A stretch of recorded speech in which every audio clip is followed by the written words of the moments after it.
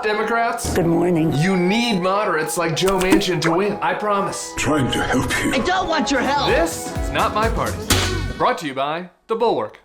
For a second there, it seemed like the Democrats were gonna pull off something wild. Pass legislation that would truly help people and then campaign on the success of it. Wow. You might recall that many weeks ago, the Senate actually passed a bipartisan infrastructure bill. Well, the Dems won the Senate. It's about time. This baby would remove all the lead pipes in the country, fund trains and public transportation, fix our roads and bridges, and make sure we're prepared for an increasingly extreme climate. That sounds great. It's exciting, it's exhilarating. But along came the squad and their squadlings. They're holding the bipartisan bill hostage unless they also get a human infrastructure bill. Shout out to the branding wizard who came up with that one. Thanks, Tim. Human infrastructure. This $3.5 trillion monster is a grab bag of liberal priorities. Not to mention it costs taxpayers 5 times as much as the Obama stimulus. Politics is just a big mess. But now, both the ready-to-go Senate infrastructure bill and the House human infrastructure bill are stalled. Human infrastructure. And the nihilist House Republicans, who are completely uninterested in actual governance, are unwilling to work with Democrats to get either of them passed. Not interested. They'd rather just laugh about owning the libs and let the Democrats act like monkeys humping a football once again. Oh, Mr. Monkey!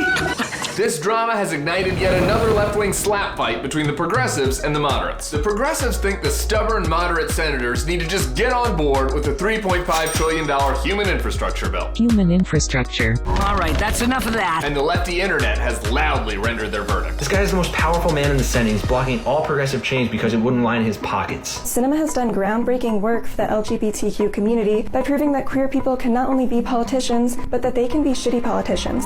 Real talk. If you're a progressive and you're mad at Kristen Sinema because she's being inscrutable about what she actually wants to pass, hard agree. It seems the only things we can be certain that Sinema is interested in are her triathlons and her quirky outfits, which I kinda love. But the wokesters lumping her in with Joe Manchin are making a mistake. Here's why. Sinema represents purple Arizona, an increasingly Democratic state that Biden won. So it's possible someone more progressive could go on to win there. So you're telling me there's a chance? Manchin, on the other hand, represents West Virginia, a state that Trump won by 39 points in 2020. Progressives who want to do better than Manchin are living in a fantasy world. Don't ever play yourself. If he wasn't there, he'd be replaced by Bubba McInsurrection, not a country roads version of AOC. He's also different from Sinema because he's made actual specific demands. So what's our priorities? Pre-K, child care, child tax credits, we can do that, but do that in a compassionate way. Let's target it. I don't think a person that's making $200,000, $300,000, $400,000 are in as much need as a person on the lower end. If you have X amount, who do you help? It actually seems more logical to me. If you're a progressive, you should want more Joe Manchins. It's the only way you're ever gonna have a big Senate majority again.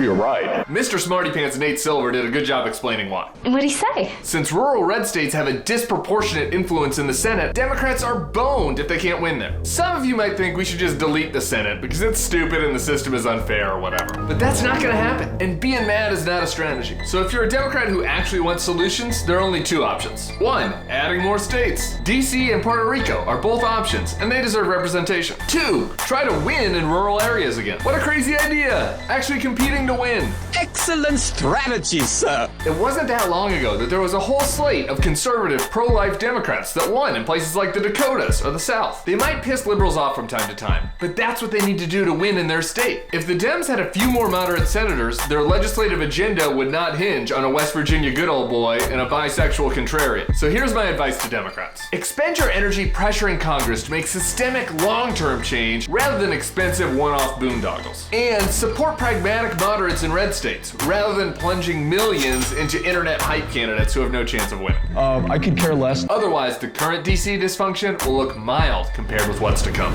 We'll see you next week for more Not My Party. For more weekly episodes of Not My Party, hit that subscribe button.